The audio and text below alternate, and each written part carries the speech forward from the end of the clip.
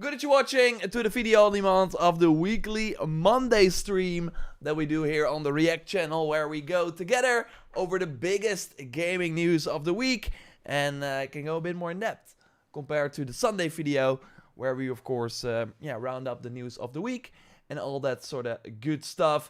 Crowley, Samaya, Brock, Muslim streamer, thanks all for joining. Paradox, I saw you there too.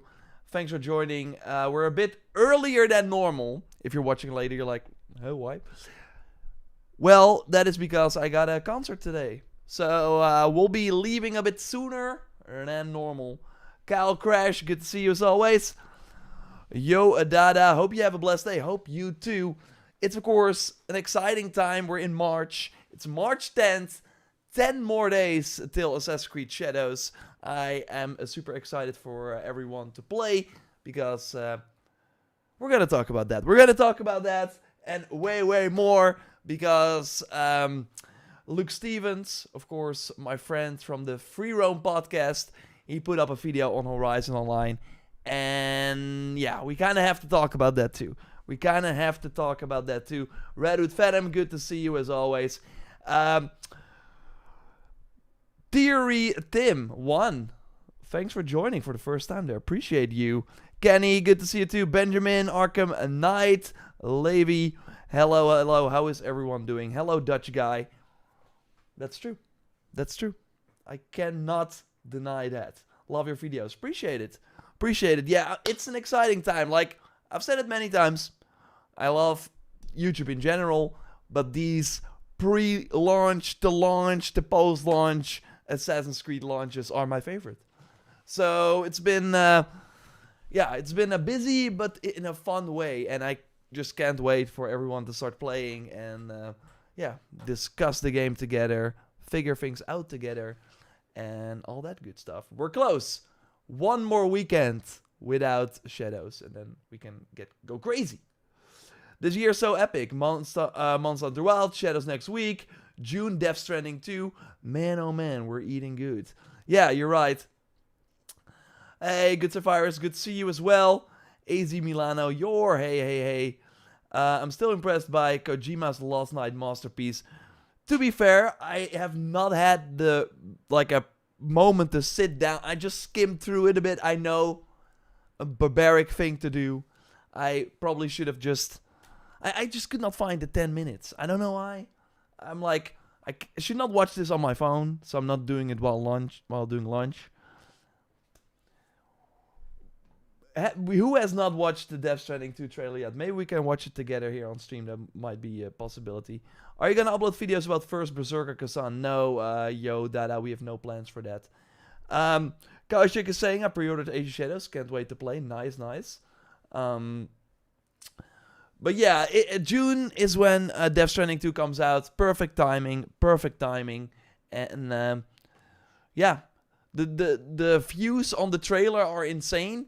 If you follow the channel for a while, if you watch my 2025 predictions, one of my predictions was that I think Death Stranding 2 will not sell well, that it will under-deliver. And the main reason for that is that I think a lot of people gave the first game a try, bought it for full price, did not like it. So then they're like, I'm not going to play the second game. I do think the YouTube videos from the regarding the cutscenes will do very well. But I don't think the game will sadly sell very well. But I would love to be wrong. It's just one of my predictions. Hey, morning. Hey, Saber Knight. Good to see you. Your hates Death Stranding, Samaya. No. I don't hate it. I did finish the first game. I want that time back, though. If I could go back in time, could grab that 50 hours or so, spend it elsewhere, I probably would.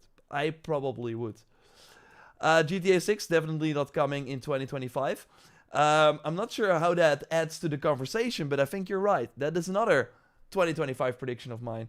And one of them, the Fable delay, already happened. So it will be fun to maybe throughout the months, throughout this year, go back to that predictions video and see what else we got right and maybe wrong. It's not a trailer, it's an experience. Wow. Are you working for Kojima Productions or Are you part of the marketing department? Let's watch it together. Okay. We've been talking about it. We're gonna watch it together, but I want to do something else first. I want to do a quick Shadows update for you first, and then we're gonna watch the Death Stranding 2 trailer together. We also are gonna react, or not really react, but we're gonna talk about the Horizon Online project, because again, Luke Stevens made a video on it. I could not take it. But I do think there are many reasons to believe that what he is saying, and what we both have been saying on the Free Roam podcast every Wednesday on the Luke Stevens live channel or on Spotify, that it might be true. So we're going to talk about that. It's going to be very, very interesting. Peps Gaming, good to see you. What are your thoughts on Dying Light? You think it's going to be good? The Beast, you mean? I think it's going to be fine. It's going to be a fun time for a week or two. But I'm not expecting much more. It was a DLC. Turn into a full game. And usually with these smaller games, they're like, great. But they don't leave the same mark as like a full-on mainline title. So yeah, have you seen the DS2 trailer? We're gonna watch it. Many people are talking about it. So again, I skimmed through it. And I know that's not a good thing to do. So we're gonna watch it, but first I want to make sure that Joyce has a nice video to go work on. So yeah, that is the plan. We're gonna talk about some Assassin's Creed Shadows, and then we're gonna talk about Death Stranding 2, Horizon Online, and another Ubisoft Far Cry topic. So we got Death Stranding is on my wish list. Never got around to playing it. Well, Samaya, I hope you have 50 hours to spare, because you're gonna need that.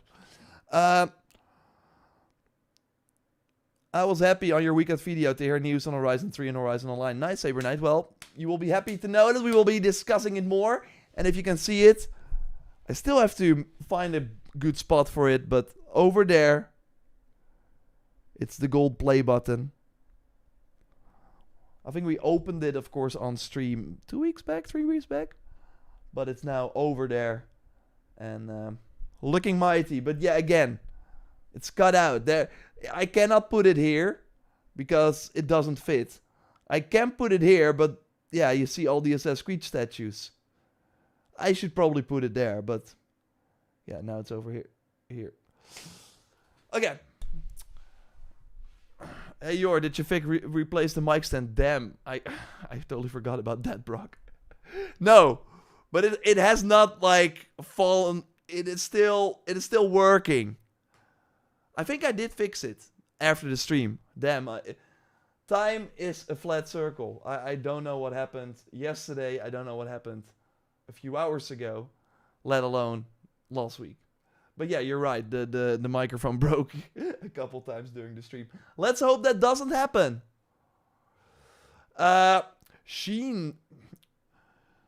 Genies? Do you think we will get a post-launch video for Shadows soon? I think they will save it for the post-launch this time. Because, yeah, they're kind of more... with the Animus Hub, they already announced the first DLC. I think they want to... because usually what the feedback on these post-launch videos is from people who don't really play these games post-launch. Like, why are you talking about DLC already? The game's not even out. I think they just want to wait with that and focus on the game first and then do the post-launch stuff. But yeah, I would love to be wrong, because the post-launch videos are my favorite. I'm just curious. What will we be doing weeks after launch? Hanging on the wall underneath your name. That's actually a good one, Saber Knight. How good did it feel to finally get it to sell out? Yeah, that made it more real in a way, to have like a physical play button situation, if that makes sense. Because otherwise you see the number, which is still insane. But yeah, holding it in your hand. I also got like a letter from the YouTube CEO, and it was very personal. He was like, you may have started with a couple of viewers, they don't know. They are just, the chances are high that this person started with 0 viewers. Put it in. It was pretty cringe. But hey, it was on a nice piece of paper, like a quality piece of paper. And you don't see that often nowadays. Okay, enough about that. Let's get into the first topic here. Let's see. We got D, we got D, we got D, we got D, we got D, we got D. I want to make sure that I got this right. Okay. I can confirm that I have Assassin's Creed Shadows. I've been playing a lot, and I can share my full impressions on March 18th. That is when the review embargo goes up. So yeah, a little longer. I cannot say anything in this video, but it will be worth the wait for sure. Of course, we got way more videos planned. Also, they announced the Twitch drops. At least if we go over here to Creed Scholars. Here are the Twitch drop details for Shadows. So on March 18th, 6 p.m. GMT. That's I think when the review embargo is as well. The Twitch drops go live. I will be live streaming then as well. So link to the Twitch page in the description. Twitch.tv/JorRaptor. It's easy. But yeah, you can get some free items if you watch for a couple hours. So I will be streaming for a long time. That's at least the plan to make sure that you get these things. Of course, if you join later, I will be streaming way more. So you can always get these items or watch someone else's stream. It's as easy as that. So yeah, that's one of the things that we got planned. We also got some brand new info on Shadows that I want to go over right here. We've also been posting some extra gameplay on the second channel. So make sure you give that a follow, give that a watch as well if you want to see more spoiler-free exploration gameplay. Of course, overall, I will not do any spoilers whatsoever. So, yeah, it will just be focused on tips and tricks. And, of course, making sure that, yeah, you know what you're getting into with the... Like, the stream will be open world exploration, for example. I will not be showcasing any story content because I also want to experience that for myself for the first time. So I get why you would too. Speaking of the story, we learned that the game is 30 to 40 hours long for the main campaign. But if you want to do everything, completionists should expect to spend 80 hours with the game. I'm already gonna say, and I've said it multiple times, it's probably more. It's probably more. And the reason why I say that is... Now I have to look up this... We are not...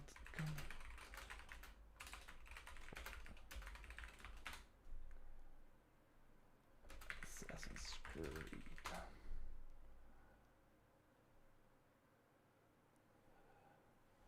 Let's see, there was a quote here. Oh, damn. Damn. Oh, probably if I do this and then... I prepared everything except for this quote, but I think it will be a good one to add as well.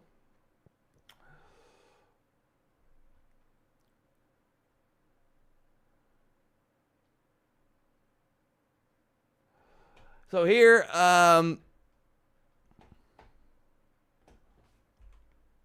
here, when Red was announced, Mark Alexi Cote, the boss of the Assassin's Creed franchise, said, "Not everything has to be a 150-hour RPG ride." Basically talking about how with the Animus Hub, they want to do the RPG games, which are 150 hours, but also Hexe, which say more streamlined, yeah, a new type of Assassin's Creed experience. We had Mirage before that, which was also way shorter. So, again, they say 80 hours.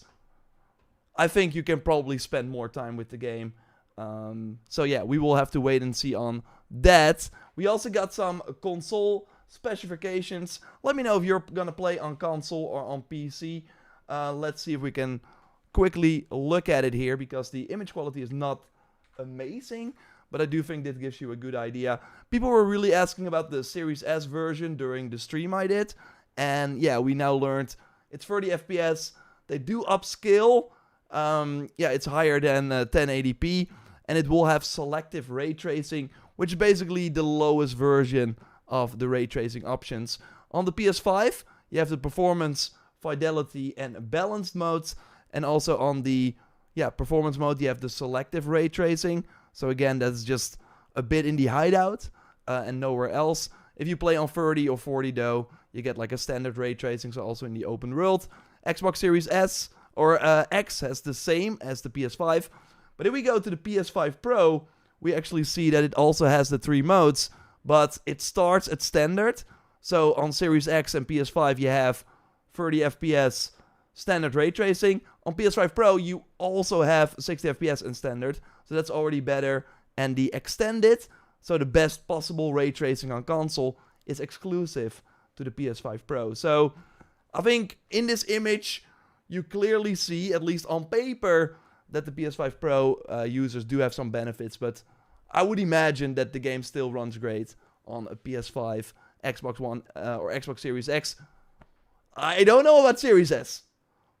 I hope so. I think the Ubisoft games like Outlaws ran pretty well, I think, on Series S, although I did not hear people like talk about it or anything.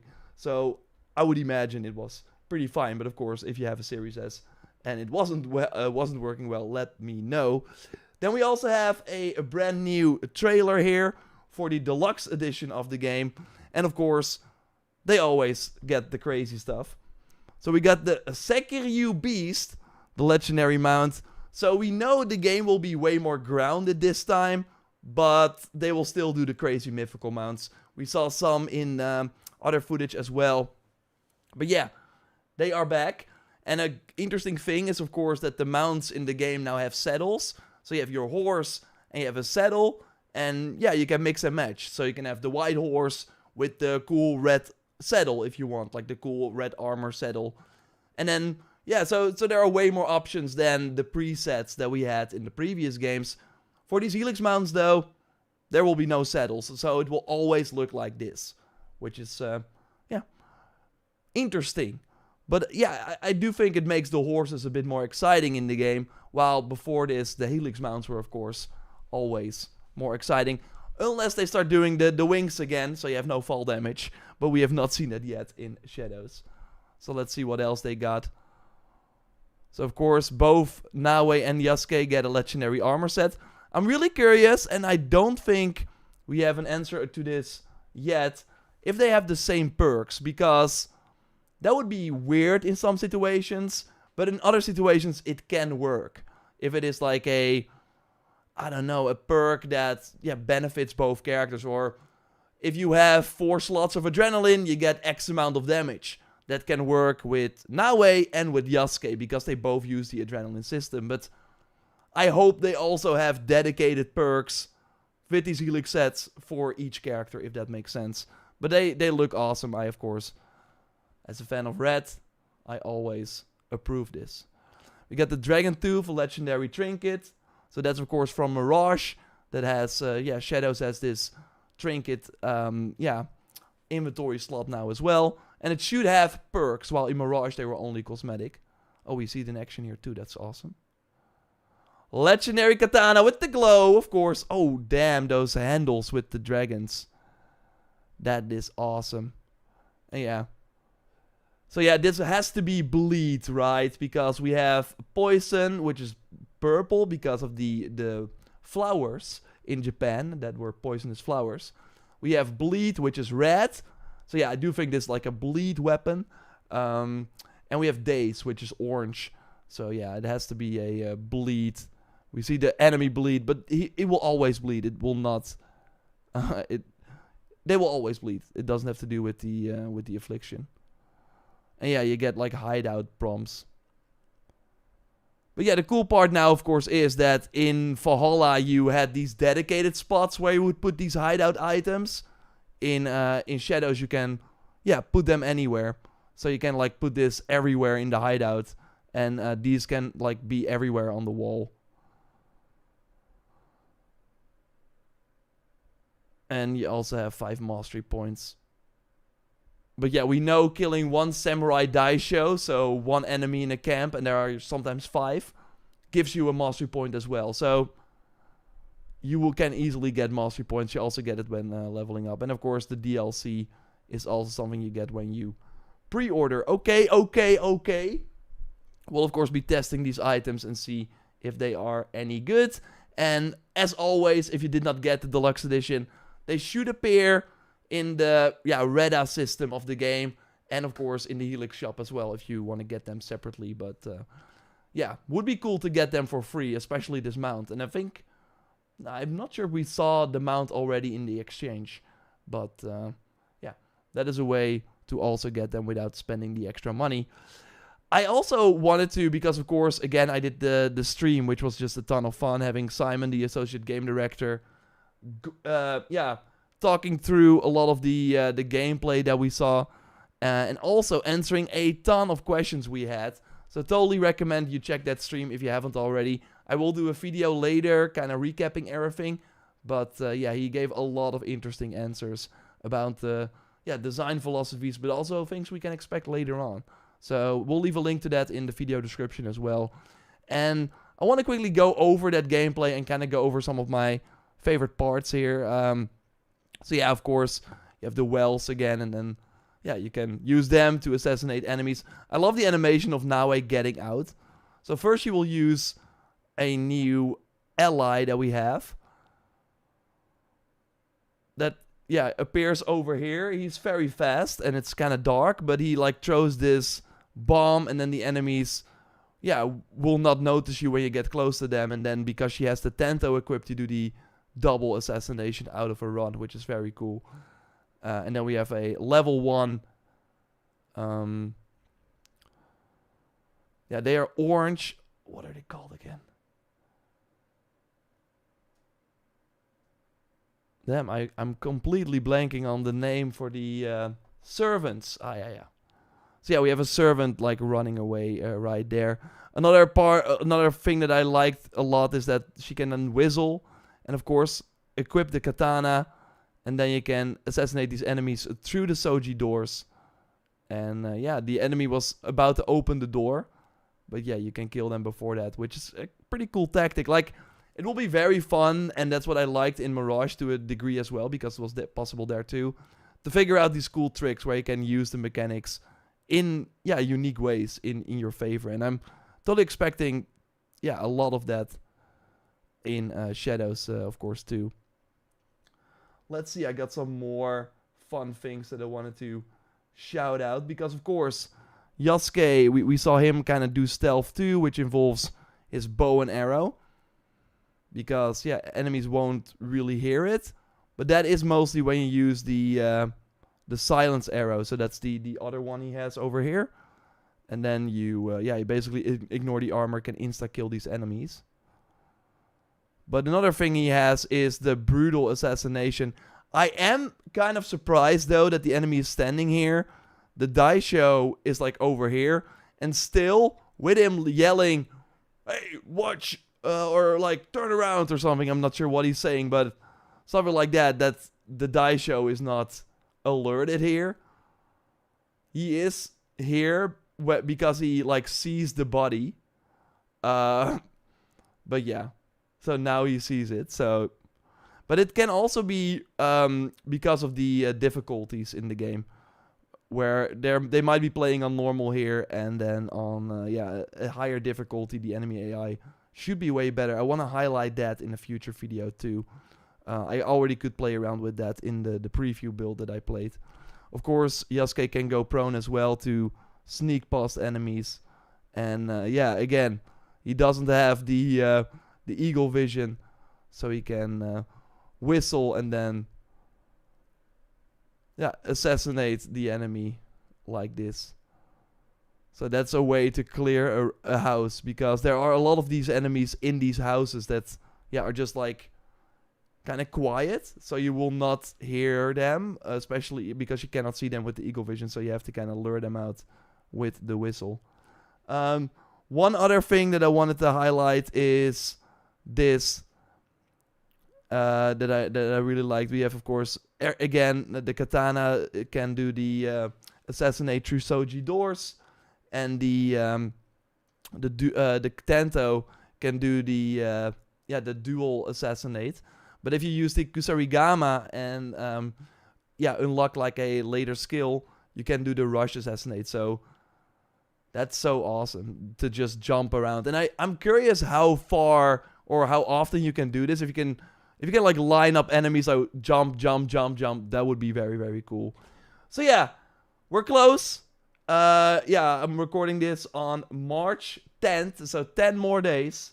But yeah, Assassin's Creed Shadows is close. Again, review will be up, spoiler-free, on the main channel.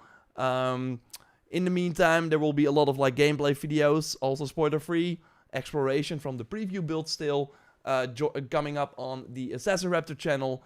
And of course, yeah, I will be posting a lot there too around launch. And then we have a ton of tips and tricks coming your way. So if there's anything in particular that you want to see, make sure you let me know in the comments or through social media. Again, I will be streaming as well. The Twitch drops. It's yeah, something you can get by going to twitch.tv/joraptor. And I can't wait. I can't wait. It's going to be an insane, awesome time, I think. I'm excited. I'm excited. So yeah, thanks for watching, and I will speak to you soon. Goodbye.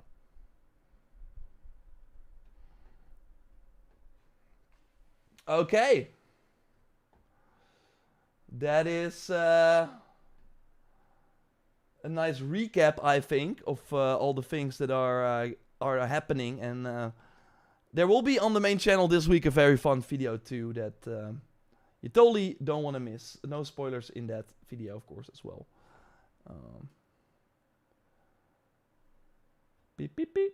Beep, beep, beep, beep, beep, beep. Gonna give this one to Joyce, or it's over. Now it's time for Death Stranding 2.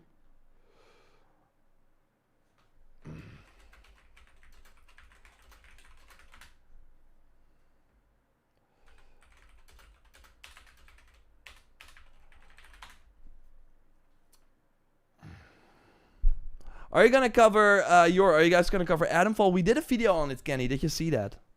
I'm also kind of hyped for Adamfall. I guess why? It was way better than I anticipated. And I think it's gonna make for some very fun videos as well, where because you can kill everyone and should still be able to finish the main quest. So I always, when that game was revealed, for if you don't know Adamfall, I can like quickly showcase the video we did. Totally check that out, by the way, if you are curious about the game and have not checked that video out. Dennis and Joyce did a great job on it. So we have it right here. Yeah, so I always think always thought the setting was pretty cool. That's kind of alternate and not native universe. Based on like a real thing that happened, but that actually did alter the world. So yeah, it's post-apocalyptic. Tribes have taken over the land, and I'm just always for these kinds of new IPs. And it's cool to see Rebellion, who has been doing the Sniper Elite games for forever, try something different. And yeah, everyone has been very positive about it. So I think that's what these kind of AA games have to do. Because, yeah, it looks great. It looks kind of AAA, but obviously it's not as AAA as an Assassin's Creed Shadows that we just talked about. But if you can if that thing where you can basically like kill everyone and still finish the main story, it does create unique moments that you cannot really find elsewhere. So yeah, kill the shopkeeper, get all the stuff. Of course, it's the typical stuff, but it's cool that it feels like we're seeing that less and less in a lot of the more AAA focused games.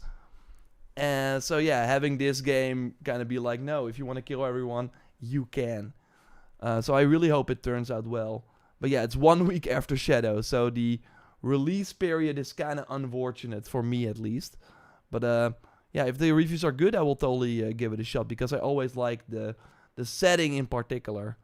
I thought it was always it's kind of like Far Cry meets Fallout, and I'm kind of all for it. It's fantasy Fallout in a way, yeah.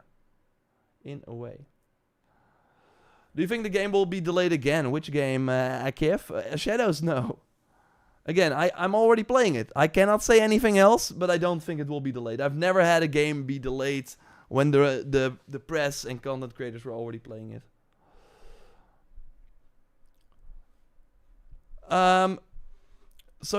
Great. So you can increase those points for Naue, because I noticed Yasuke got more. I'm not sure what you mean. Like the mastery points, they're across characters. Everything you just said was older games. Yeah, I know, but again, like it's cool that the newer games have been. It's cool that the newer games, that's kind of like fallen to the wayside. It feels like for the newer games. Have you been enjoying Shadows, or can you not say? I cannot say, sadly, Cow Crash, but not next week, but the week after that, and of course, next week on Tuesday, 6, I will go live on the main channel and can tell you all about it. But of course, the review will then be live too. Was the delay worth it for Shadows? I think every game that gets delayed for more polish is always a good thing, right? And all the gameplay we've seen so far before launch has been, it looks better. So yeah, I think it's always like kind of interesting to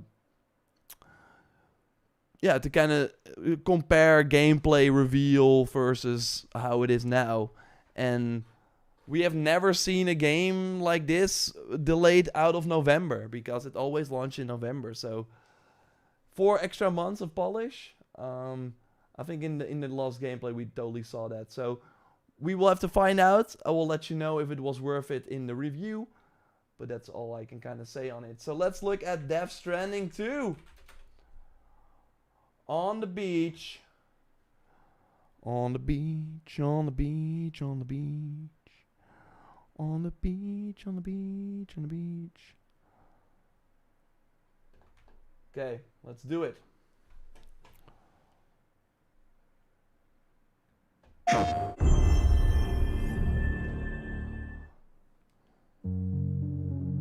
You, sir, are an unrepentant criminal, guilty of illegally entering our country on multiple occasions. The only thing that I'm guilty of is doing your dirty work. And by way of compensation, we have overlooked your crimes. Bring it on, because I'm not doing this shit anymore. What makes you think you have a choice? What kind of cargo? Cutscenes look insane. UPS simulator. Cargo, bring that pregnant women. No one would possibly allow that. She looks so That's good. why I have to smuggle them in. They make me bring them over from Mexico.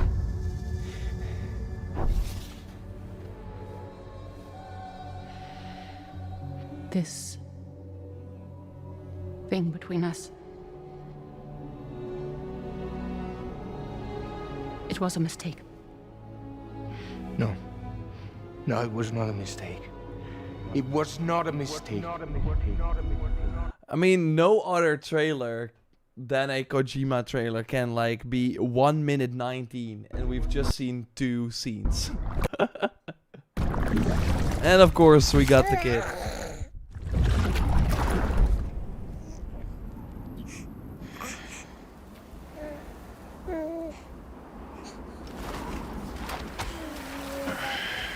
Damn. This is also not the first time, or it is in a way the first time that we're seeing the Decima engine, the Guerrilla Games Horizon engine, made from, like a game on that engine made from the ground up for PS5. Because, of course, Horizon Forbidden West was on PS4 as well. They did, of course, do the Burning Shores DLC. But yeah, that was DLC. And it already looked way better, but this is insane.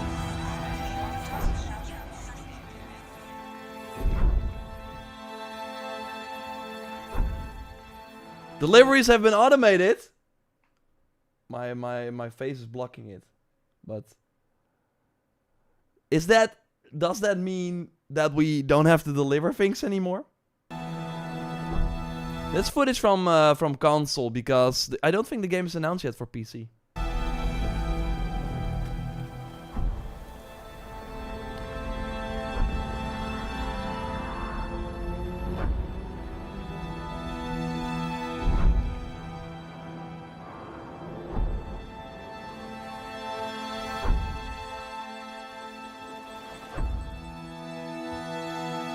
Mysterious faction spreads.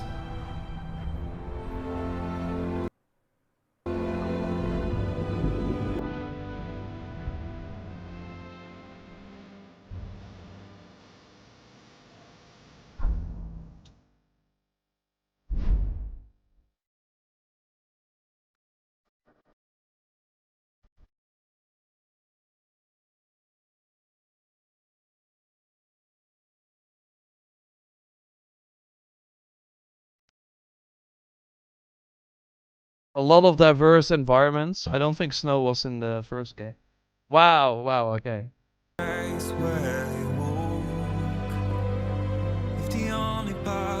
Okay, we're still delivering things. We're still delivering things.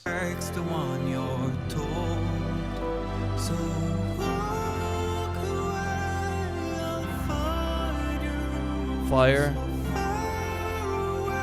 Wow, wow, wow, more urban environments.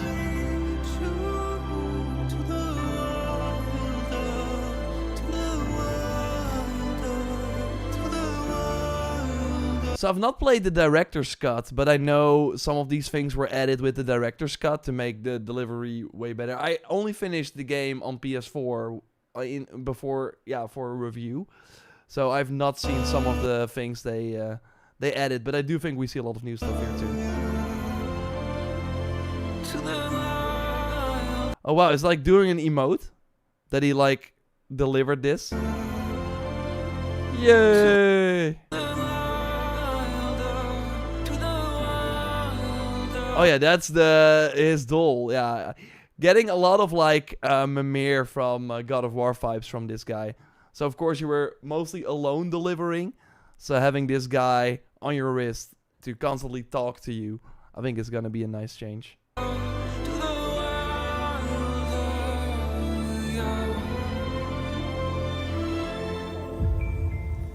I couldn't protect Lou.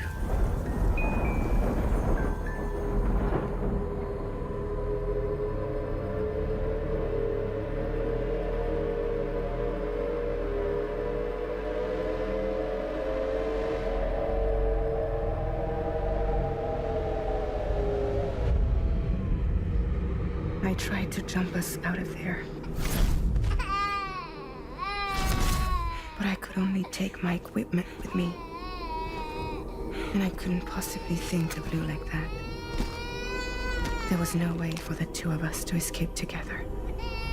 The best I could hope for was to jump Lou out. Just Lou.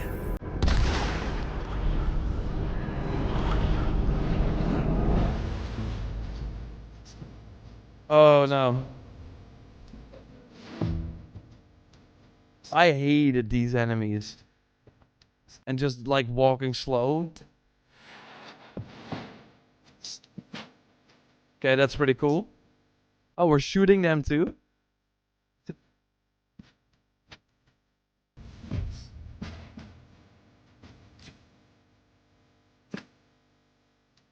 Okay, that's awesome. They got like a car or like a vehicle chase.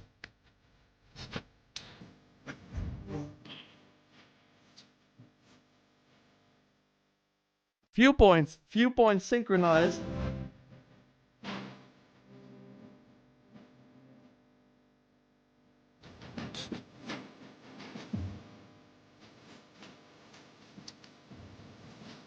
Okay, a spear. Okay, they got that from Horizon. They got that from Horizon. It's a spike thrower.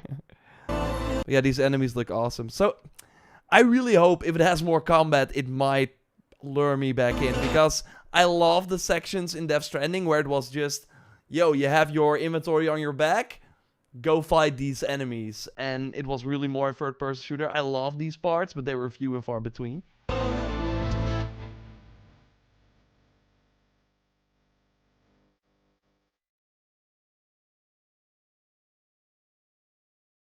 Oh, nice.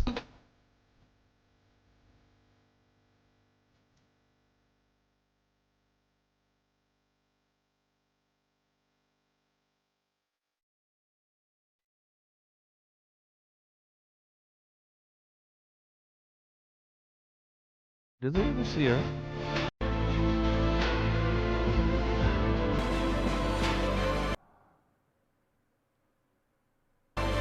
Yeah, she was also in the photo mode video, I think. These character models look insane. What the heck, Red Samurai. Deborah in every game, of course, Suicide Squad, Jedi.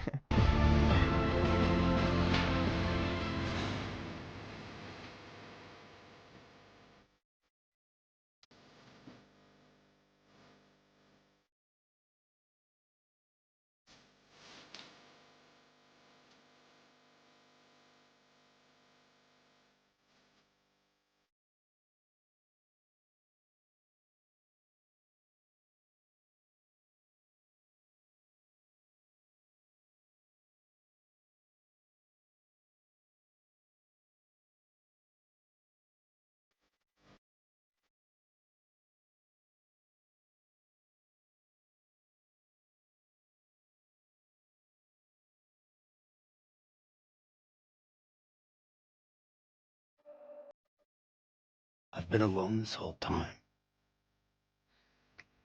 You're wrong. Death can tear us apart. We'll always be connected. We will always be with you, no matter what. You will never, ever be alone. Best kissing ever in a game, or is it still for The Last of Us? This time, I'll make a lasting connection with the lady in red. Okay, Troy. The perfect ending humanity deserves. For the sake of the future, we must all come together. See, only As a PS5 barrier to announced the bad, yet. and a gateway to the good. All hands, brace for launch.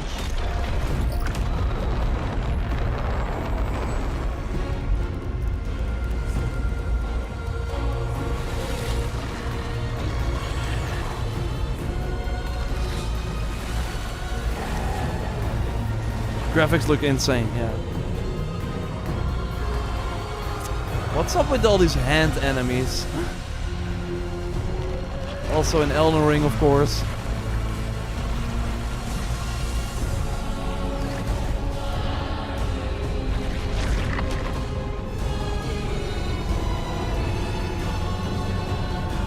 They got wings now. We should not have connected.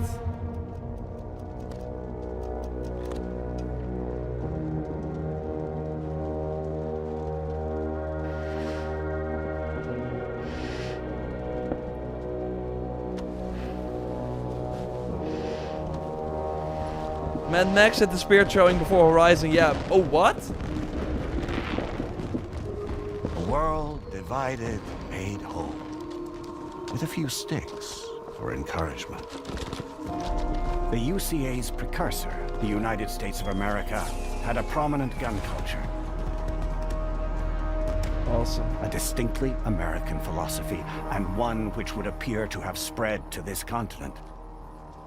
The more we seek to unite the people with metaphorical What does ropes, Konami the more think of this? essential sticks seem to become.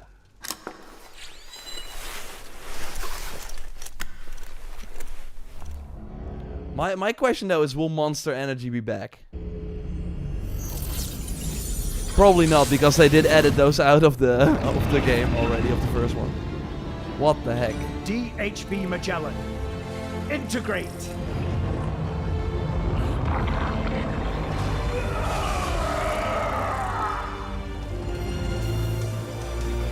Everyone, hold on tight. Will we control them? I hope so.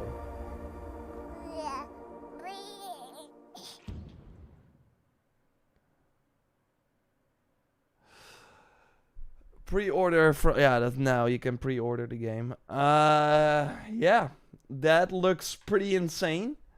I mean, at least it will make for a very good YouTube full movie video.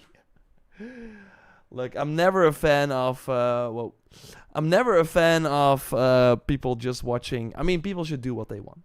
I don't care, but I don't think it helps gaming that people just post the full movie on on YouTube, because I don't think those people will buy the game then.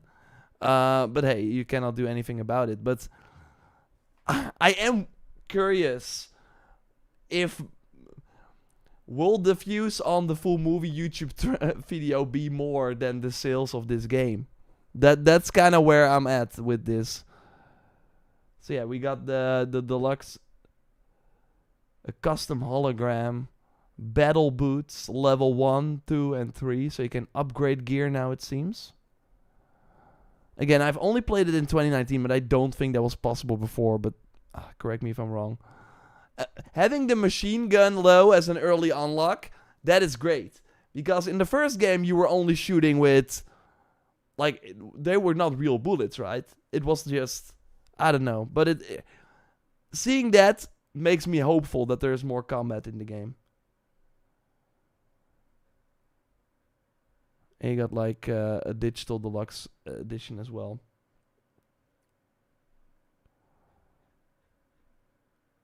And like a regular one.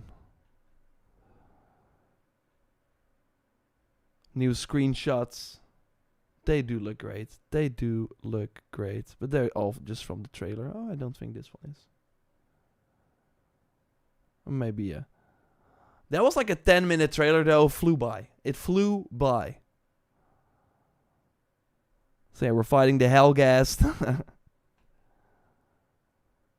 But yeah, I don't think we saw screenshots like this for the first game. It makes me hopeful there's more combat.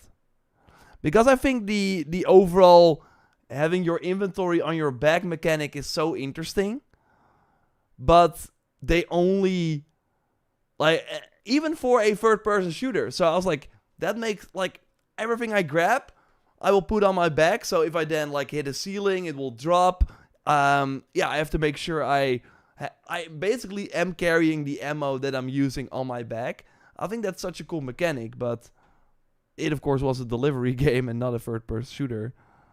So yeah, we kind of went over this already. So yeah, Death Stranding 2. Let me know what you think, of course. By that logic, people should not post their full playthroughs of the game either. I mean, I'm not saying that people should not do that. I'm just saying that I don't think it's good for games. Like, yeah, but there's nothing you can do about it. I'm not saying it's bad. I'm just saying that I do think it's a fact. That if people can just watch a game on the internet, those people will not buy it. But you could make an argument that those people would never buy the game probably to begin with, and now might be fans of your series. On the other hand, do you need those fans? Because they did not spend a dime on your game. There will be more combat in action. At least that's what Norman Reedus said yesterday. Okay, that's great. Looks cool, but what's the gameplay though? Yeah, still look like a lot of delivery stuff. Hey, Yandi, good to see you. The above the mountain thing was cool. Yeah, again, it reminded me of a sync point. And yeah, Immortal Mad Max had the spear throwing before Horizon. That's true, but this is built on the Horizon engine, so I'm curious if they use some of the spear throwing mechanics, the spear launcher. Yeah, Gizo, did you like Death Stranding 1? In my opinion, the game was mid. Yeah, that's yeah. I'm kind of the same. Like, that is kind of my overall feeling about Death Stranding 2. If they make a Death Stranding 2, why not Days Gone 2? If Death Stranding gets to make a second game, why not Days Gone? I think they sold the same amount. So, it was really because, yeah, probably Kojima. But yeah, we know Kojima is making a spy game as well with Sony. Maybe it was, okay, let me make Death Stranding 2. And then, yeah, I want to make the spy game too. Because they put Death Stranding on Xbox. I really think if Sony was like super hyped about the franchise, they would have not allowed that.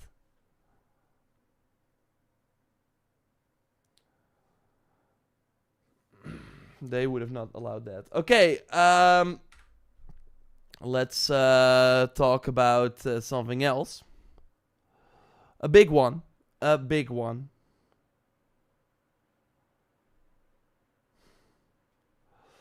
The first part story was kind of cool. I liked the game a lot, but it was 3 hours of uninspired, not interesting gameplay to get to very cool cutscenes, and that was kind of the whole build-up of the game. Yeah, I overall did not like it. There were too many side missions that were that were main missions. You had to do, yeah, annoying stuff that did not feel... Just to make the game longer, it felt like. It did not add anything to the main story. So yeah. I get why people like it. It's a very special game, but it took too long to get to the good parts. So I hope that this... It already looks way more varied, so I hope they got that. Because they did not like the lead director for Days Gone. Yeah, Days Gone has more things, of course, going on. But I am curious what the studio is gonna do next, Sony Band. Because the Days Gone remaster pre-orders seem pretty good. Death Stranding is a masterpiece for me. Well, Fassy, then you're living in Dream World, because this sequel looks even... Like, it looks to be more of what Death Stranding 1 was. Even prettier, higher budget. Looks insane. It would be a very weird and cool TV show. Yeah, I think you're great. You're right about that, Dewal. Because then you would not have to spend 3 hours to get to the next cutscene. You would just watch it. Are they doing a Death Stranding TV show? You would think so, right? They're turning everything into a TV show. The release date is perfect. Yeah, Ivan, it is. It is. June. We don't have a lot of games in June yet. Okay. It's time to talk some Horizon. Horizon. Let me grab the doc that I prepared.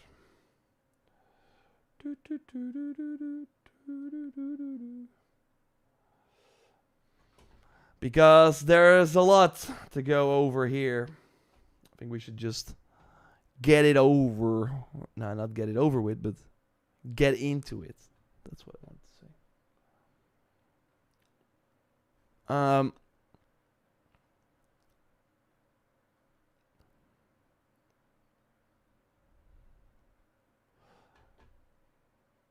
Yeah, let's go.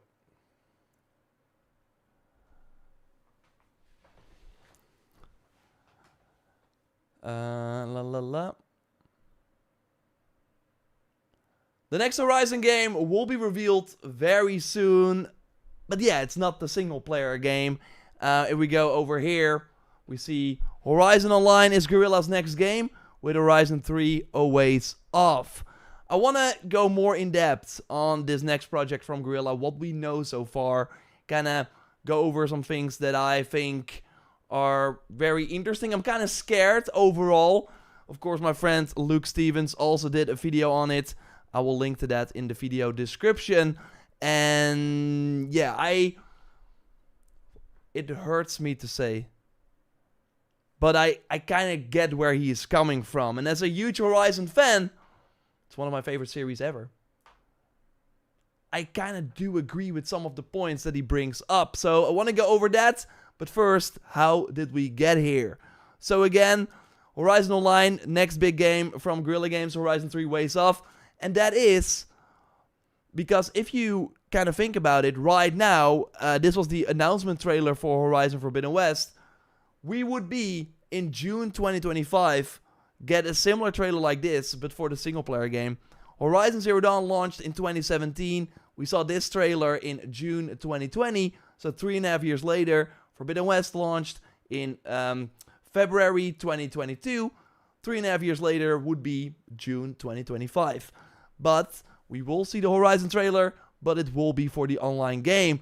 And the reason for that is, for one, it has already been in development. This is Simon LaRouche. I've been stalking his LinkedIn forever. Go away, bot. He has been working on this game for 7 years and 2 months. We also see many people who worked on Forbidden West, single player developer, now on Horizon Online. Here also, I worked on Zero Dawn and Frozen Wilds. Now I'm on the online project. I can go on. I was the principal environment artist on Horizon Forbidden West.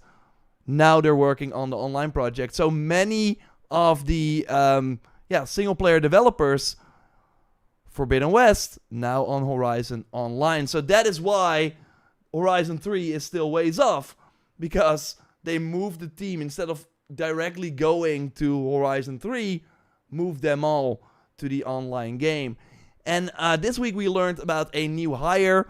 Former Bungie designer joins Guerrilla Games as a design director. So this is Chris Proctor.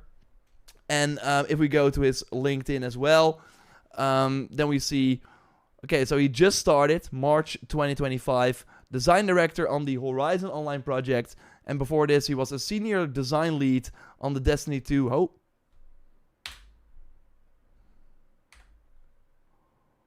Gotta love LinkedIn. We're gonna do that again. And before this, he was a senior design lead on the Destiny 2 sandbox. He worked on the weapon features. He made like very iconic legendary weapons. Dead Man's Tale. I have not played Destiny in a minute, but I know that these were very beloved. So he's gonna bring all his expertise to the Horizon Online game. And I think this is a very expensive hire. This guy has a ton of experience, probably made a ton of money at Bungie. This was like a job for him, an offer that made him move from the US to Amsterdam to work on Horizon Online. To kind of show you what they want from this game. We have the director of product management saying that, as the director of product management, you'll be a key member of the core leadership team responsible for the development, launch, and live phase of a new online experience targeting a broad audience set in the Horizon universe. They want everyone and their mother to play this game. And yeah, of course, get your wallets ready, because they will partner closely with game direction and user research team to determine retention and monetization strategies. Of course, live service game, it will have the monetization and also a roadmap for delivering the right features to the players. Like, they're talking, we have a Bungie guy from Destiny joining. This game has seemingly the ambition of a Destiny, which is crazy to me. We also had this rumor. I think it's kind of like, so what they said is that there was also a job listing. You would be building and operating a multi-service 1 million plus user globally distributed systems across multiple public cloud providers. People took that as, so the game is launching on PS5 and PC at the same time.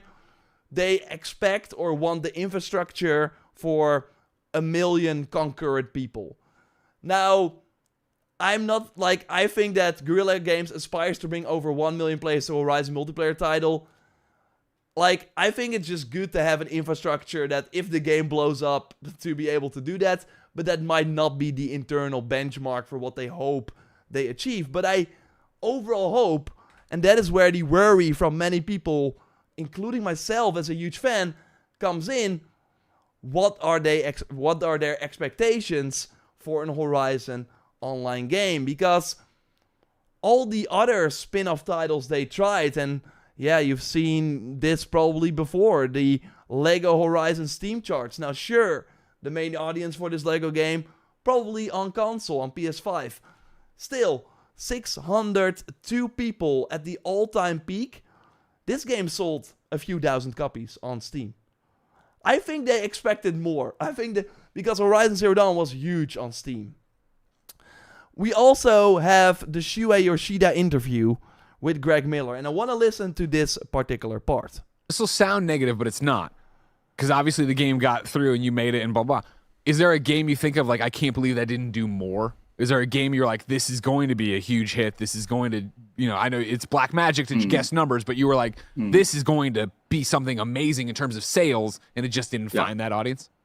Well, yeah, sometimes, when a new IP launches and get a great reception, the people want a sequel, right? Yeah. They want more of that. So the team makes sequel, and oftentimes the second game do better because they are always, already millions of fans. But sometimes, the one I was a bit surprised, in terms of the number of units did was the second Horizon game. Okay. I loved Horizon game and the game did well, and I was hoping that the sequel would do even better in terms of sales. The game was bigger and great. Of course. But I don't think the second one did as many units as the first one. Okay, so you got Shuei Yoshida, who was the PlayStation boss in charge of all the PlayStation studios at the time, saying basically that, yo, we made Horizon Zero Dawn. I think that sold 25 million. It's crazy. On PC, it did very well too. Of course, it was pretty cheap. It was a bundle, etc., etc. But it sold very well. And Forbidden West sold 8.4 million units in a year, which still is a lot, but it was on the same trajectory as Zero Dawn at that moment. While again, what Shuei is saying, usually sequels do better because you already have those 20 plus million people that even gave the game away, Horizon Zero Dawn, for free during their stay-at-home initiative during COVID. Sony was like, yo, Horizon Zero Dawn is a free-to-play game right now. Everyone can play it. Millions did. And so you have this huge fan base for Horizon Zero Dawn, and they were not able to get those people, or at least a lot of those people, over to the second game, because Zero Dawn, of course, built that player base over time, so you would think that all those people would show up for a sequel. And it was on PS4 as well, so it was not even the, yo, but maybe they did not have a PS5 net. No, it was cross-gen. So, again, 8.4 million. I'm a huge Horizon fan. I got a freaking Claw Strider plushie on the ground here to prove my point, and I got the Thunderjaw Funko Pop. I'm the real deal. I'm the biggest fan. I'm not the biggest fan, but I'm a huge fan. I know there are other people, and bless you, out there. All I'm saying is that, as a huge Horizon fan, again, there are many like me. The 8.4 million is still huge, but it is not. If you compare that to God of War, we have God of War here. Santa Monica said, "We're incredibly humbled. God of War Ragnarok has officially sold through 11 million copies." So this was February 1st, 2023. This was 2.5 months after God of War Ragnarok came out. It already outsold Forbidden West. And God of War, way bigger, I get it, blah, blah, but Zero Dawn sold more than God of War 2018. So see where that's kind of interesting, right? So my point overall is, and that we're kind of seeing, it feels right now as if the Horizon series in terms of popularity has already peaked. And for them to then spend hundreds of millions, again, they're bringing over this design director from Bungie who likely gets 100k a year. I don't know, but probably a lot of money. This budget is insane. Are there enough people for this game? And yeah, then Luke Stevens also showed this. So this is from a 2020 leak. I don't want to show this too long because, hey, it's a leak. I hope things have changed. But they could all, like, I hope they make the right choices. And I'll also, because there are many, like, ways to go right now.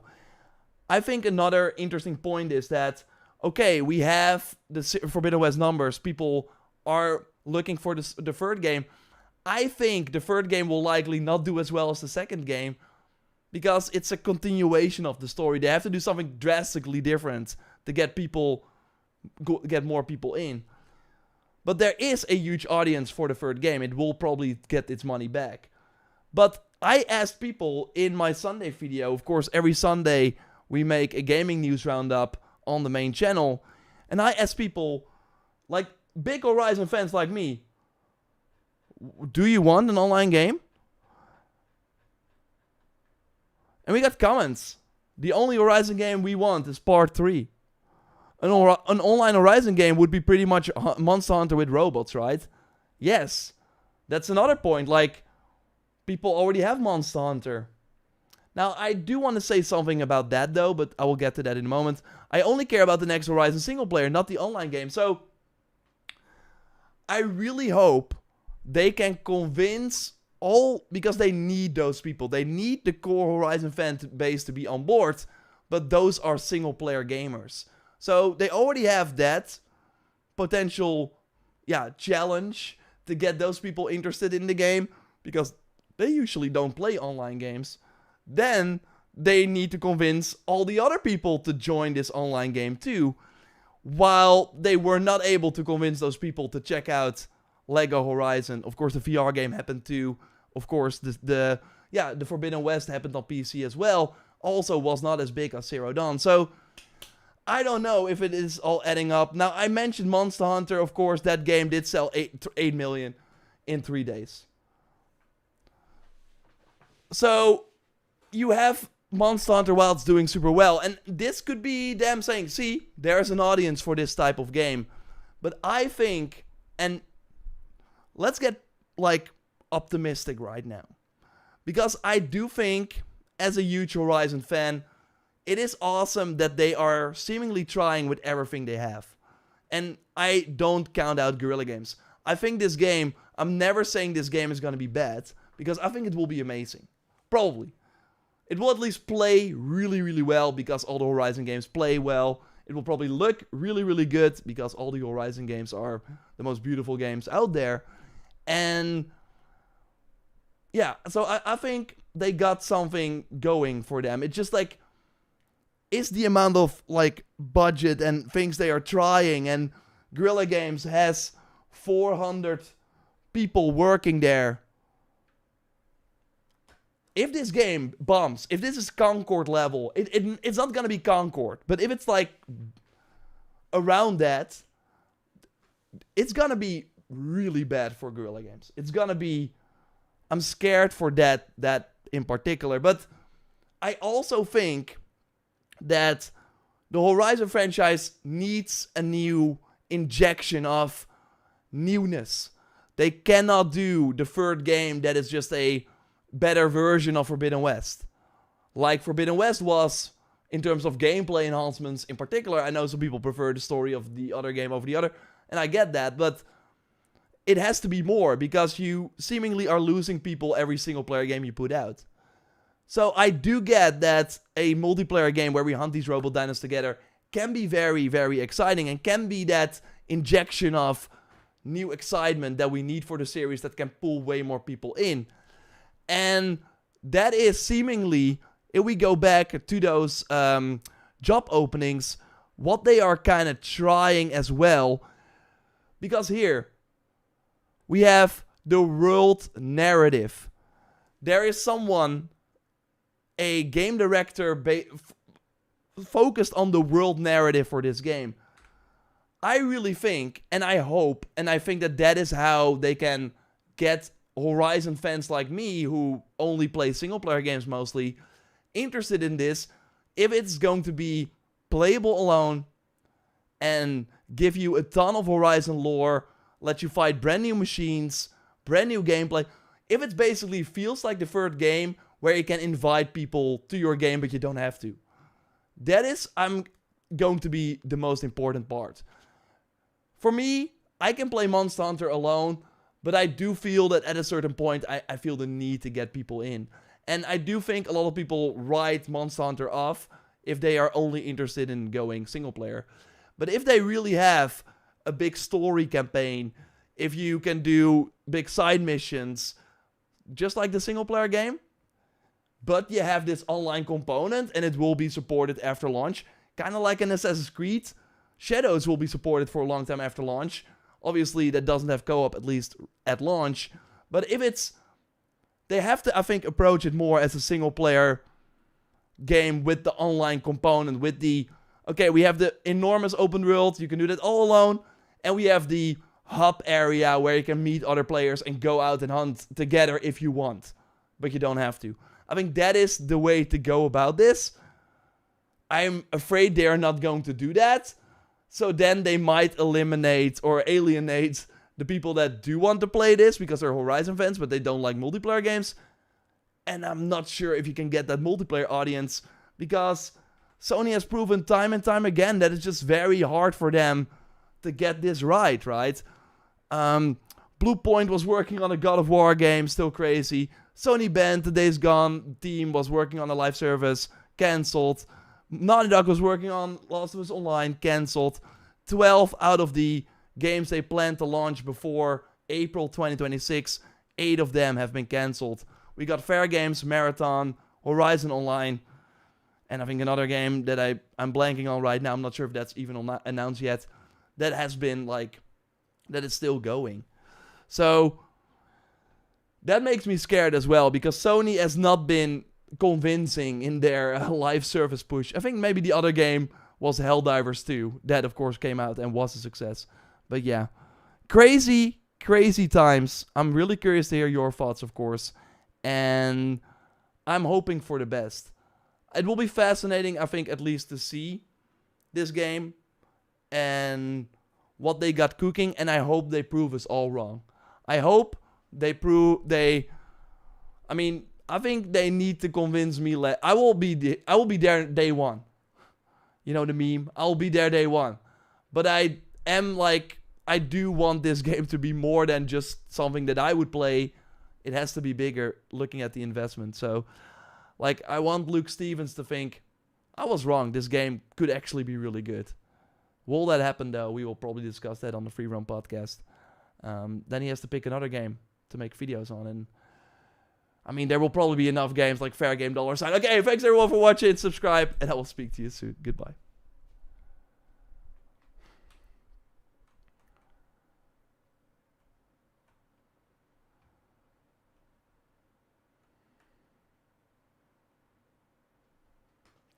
Could Horizon multiplayer potentially failure lead to the cancellation of... Could Horizon multiplayer potential failure lead to the cancellation of Horizon 3? Yoda Soda. I think it's going to be fascinating. I don't think it will lead to the cancellation of 3. I think it will make 3 even more important. Because if Horizon Online does not do well, then they basically spent hundreds of millions on a game that did not get money back at all. So they will be laying off a ton of online developers and shift everyone else to this third game. So they have to get it out, because otherwise Guerrilla Games would not be profitable. They have to do that. I do think there is another scenario where the Horizon Online game does very well. If the Horizon Online game does very well, what they are hoping, and maybe it exceeds their expectations, I think it's going to be a big challenge to make that work, but I'm hoping for the best. Although, in this scenario, I do think they will maybe grab people that are working on Horizon 3 to help with the online game. What you usually see, and you see that, for example, with the Marvel Rivals now too, or maybe Marvel Rivals is not the best example, but what you usually see is when... they did say that they are spending more on their Chinese team. They did, of course, lay off their US team. But my point is, usually when these live service games are very popular, the publishers are like, okay, we got one. Everyone and their mother, like Call of Duty, Toys for Bob, and all the Crash Bandicoot Spyro teams suddenly had to make Call of Duty maps. They will then put all their resources into this live service grind to get bigger seasons out, to get more monetization, because that is the cash cow. So my worry is, if Horizon Online does very, very well, they might be looking at over there, you're working on Horizon 3, right? And we could really use another machine designer or whatever. And this game is printing money. So come over here. And then I think what they will do, maybe call me crazy, but they might launch a third game. They are totally going to launch a third game, but it might be like a smaller experience. It might be like, we're making the final episode to Aloy's Journey, but it will be $30, and it's going to be a smaller game, and peace out. Please play the online game, because that's what everyone cares about. It kind of feels like the Fortnite situation with Save the World. So, of course, Fortnite ripped off the Battle Royale from PUBG, and they had the Save the World co-op mode. But everyone was playing Fortnite Battle Royale, so they grabbed all the people that worked on Save the World to focus on the Battle Royale, which was way more lucrative for them. And then they cancelled Save the World. I think a scenario like that might be in the cards, and I'm scared of that as a single-player Horizon fan, but yeah, that would be crazy.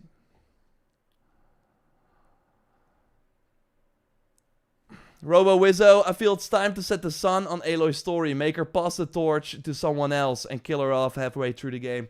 Robo Wizzo, like, I really think right now, trilogy games don't make sense anymore in this day and age.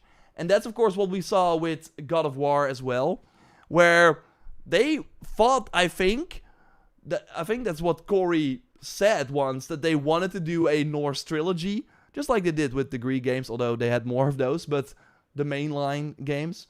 But they did like only 2 games, because otherwise we would be waiting 5 years, if we were lucky, to get the ending of the Norse saga. So they made it in 2 games. And that is just with how long these games take nowadays, and now with the Horizon online game coming in between the third game, the third game would be done in 2027, 2026 maybe, if they did not make the online game.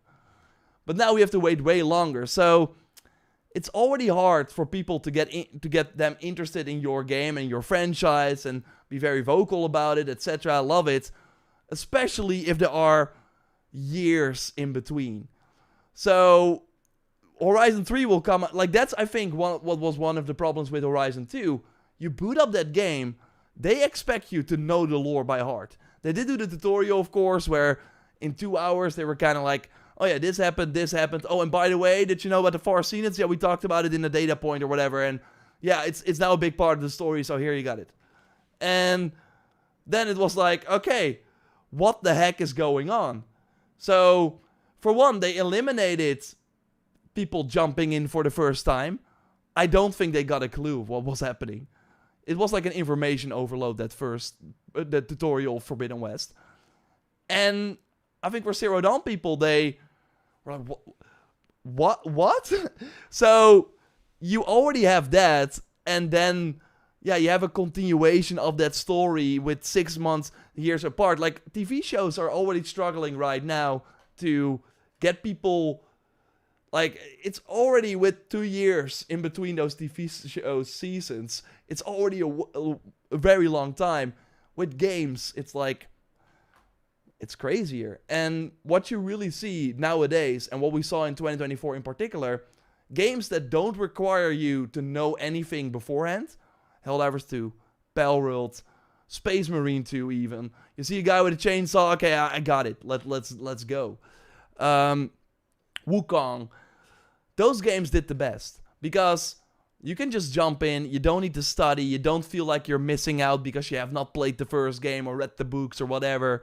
You can just boot up the game. And I think that really hurt Forbidden West. I really think maybe after Zero Dawn they should have been like what Ghost of Tsushima is doing. I actually think, and I would have loved to see more of Jin, and I hope they do flashbacks in that game or whatever, where we see like Jin's final years or something. That would be awesome. But I think that what they're doing with Ghost of Yotei is so smart, because it will be the first game for many new people, and they okay, it's like a jump of, what is it, like hundreds of years, new character. You don't, like, I think that is so smart, and I think that's what games should do nowadays. Like, it's not possible like an Uncharted, where they can launch a new game every 2 years, or like a Mass Effect where the trilogy comes out in a relatively short time. And I think that really hurt the third game, and I think that hurt Final Fantasy VII as well.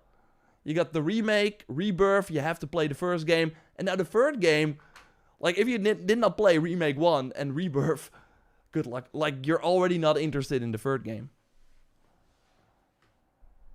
No, I want a bigger Horizon 3. I want that too. We will probably get it if Horizon Online does not work out. But I don't think we want to live in that world.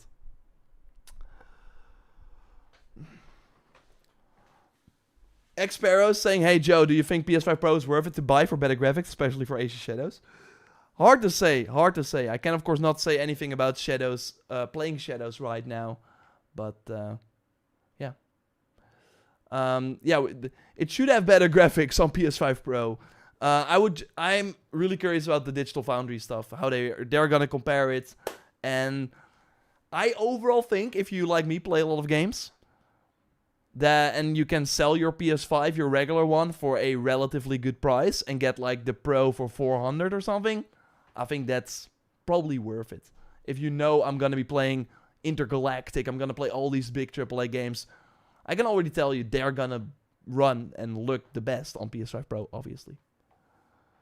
Where in Holland were you born, Jordan?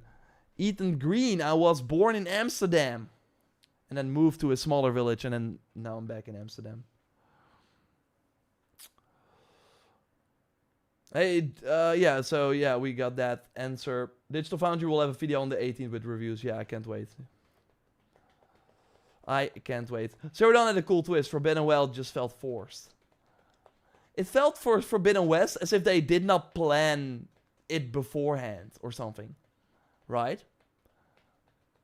Which is kind of crazy because Zero Dawn had like the cliffhanger, but it felt like they did not have the outline for the second story ready yet. So they were like, oh, it's doing very well. We're going to make the sequel. What is it going to be about? Let's think about that, right? And you kind of notice that, I think. It had really cool parts.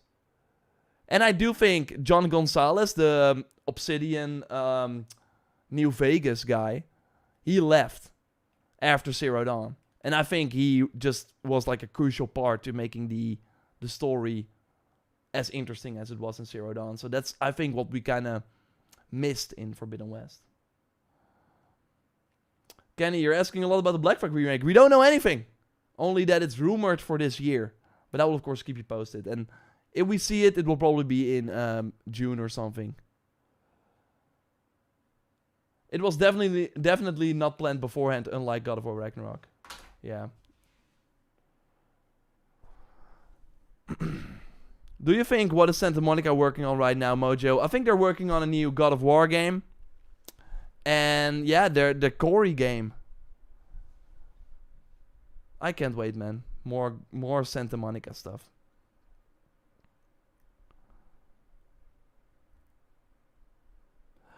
%40 of all console playtime was spent on like 6 live service games. Stop saying Horizon fans don't like multiplayer games. The math says you're wrong. Stop listening to haters on YouTube and Twitter, says Wham. Well, the problem with that is that these people are playing the same games all the time.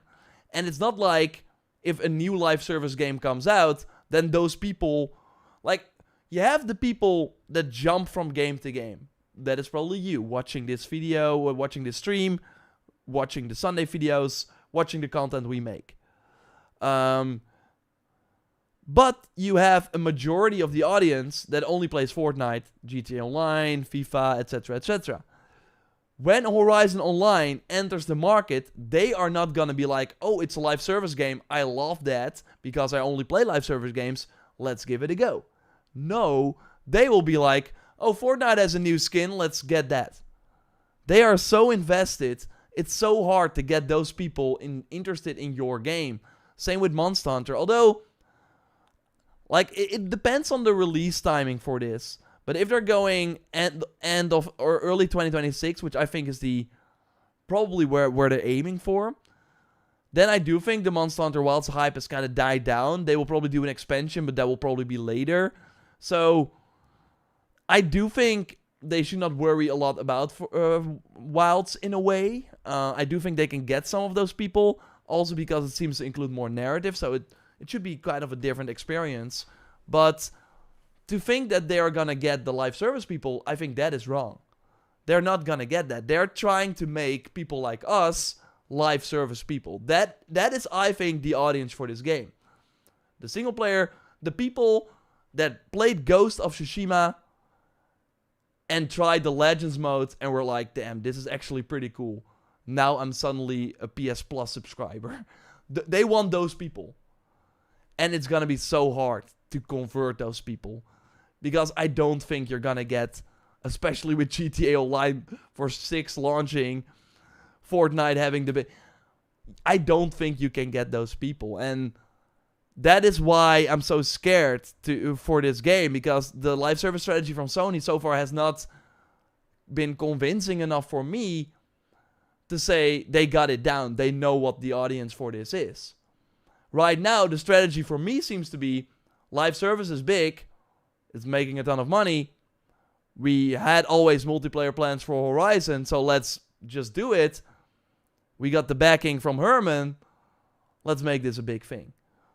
Without really realizing, okay, it's going to be challenging to get your core Horizon audience, and it's going to be super challenging to get the live service people. So who are you making this game for? We've seen so many times last year that games that people don't want, that are not screaming for, don't sell.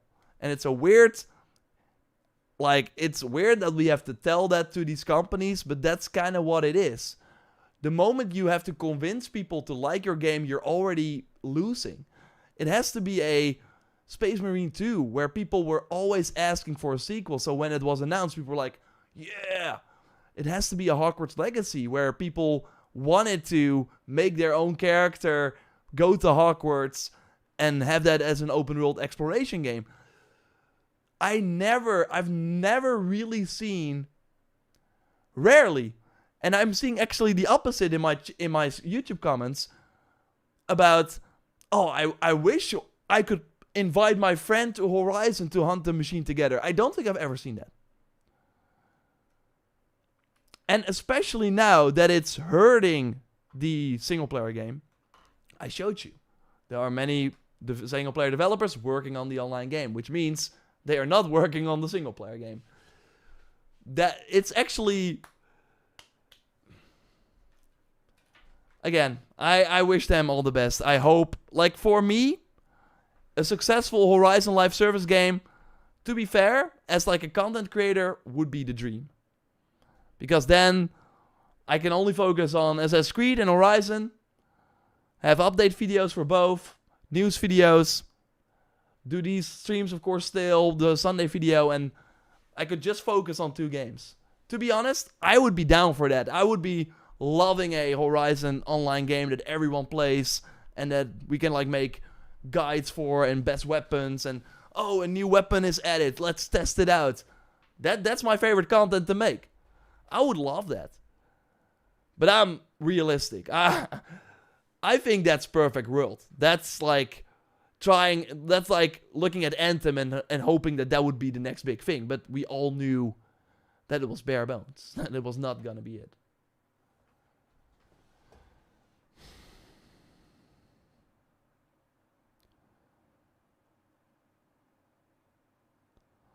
Jim Ryan really screwed Sony with all these live service failures, sadly. Nothing matters but GTA and AC Shadows. I've been following you because I've been so hyped for Shadows, and I'm glad we're both so nerding out over it. Well, we're only getting started with the nerding out. Did you try the Expedition 33 game preview? No, Mojo. They did reach out, but we just don't have the time. And I wanna, if I'm gonna play that game, not like spoil myself. It looks great though. It looks great though.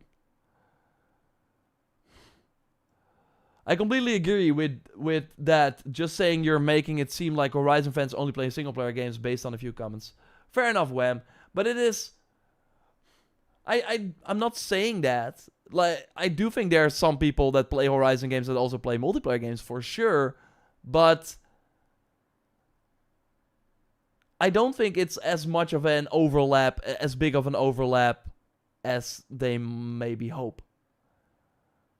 And can they fill that up with non-Horizon fans and way more, because they need way more. So yeah, I said I have to go to a concert, and that is the real thing. So hope you had a great time. We still went for an hour and a half. I had a really fun time. Hope you enjoyed that. And yeah. Again, we have a fun Shadows video coming your way, hopefully still before release, like before the 18th. Then we have Shadows review on the 18th. I will be streaming, of course. So yeah, you can get your Twitch drops. All spoiler free. No spoilers whatsoever. And I can't wait. It's going to be a very, very good time. We're so close. It's going to be exciting. So look forward to that. I'll be here, of course, next week with a new Monday stream. I don't think we will have a stream before that. I might join Luke, of course, on Wednesday. I think we will be doing the show. Thanks, everyone, as always, for joining. I'm having a great time during these streams, and I hope you too. And yeah, next week, probably 5 again. So it would be 5 p.m. Central European time. So that would be 45 minutes ago is when I'm starting, probably. And then the day after that, I will be streaming Shadows. Exciting times. Thanks for watching. Thanks, Brock, of course, for moderating, as always. And we will speak to you very, very soon. Goodbye.